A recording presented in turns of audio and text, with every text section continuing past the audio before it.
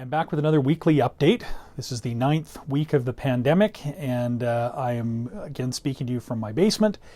I'm working remotely as my staff, but you can reach us by phone or by email. The office remains closed, but please reach out to us if you need our help. I'm going to talk this week a little bit about parliamentary accountability. I have had an increasing number of emails from people who are deeply concerned about the state of our democracy. And I think Canadians need to have that comfort of knowing that their democratic institutions can continue to function during a crisis.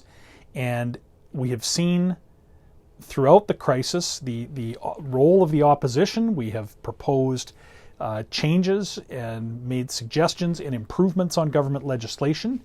And that's welcome, I think, by Canadians to know that our institutions can function and that we can get better government through effective opposition.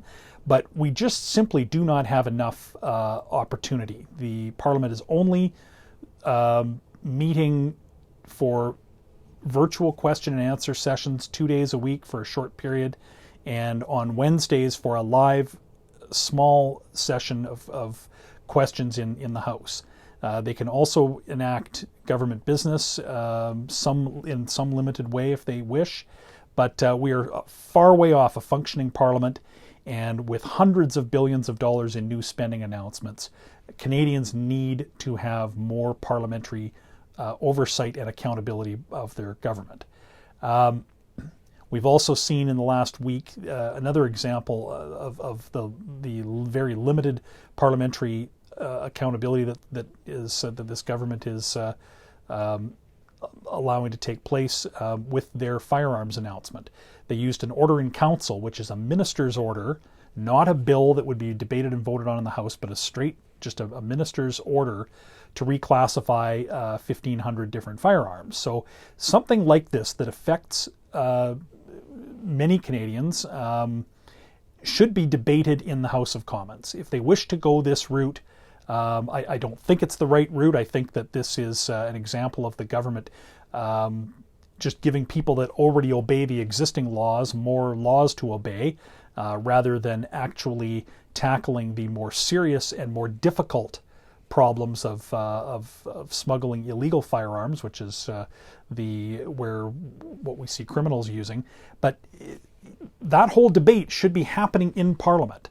Members of Parliament like me should be able to have an opportunity to debate the government on the merits of their policy, and then to be able to vote and have a recorded vote that constituents can then hold their members to account for at election time. So there's not nearly enough of that democratic accountability happening in this Parliament, and we're calling on the government and have called on them to expand the sittings, not expand the number of MPs in the building at the same time, but to just have more days and more possibility for debate to take place. So we're going to continue to do that, and I'm going to continue to respond to the many questions and comments that I get from in my email inbox every day, and with the phone calls that come into the office. So please keep the messages coming, and for the latest information on the crisis for as far as aid measures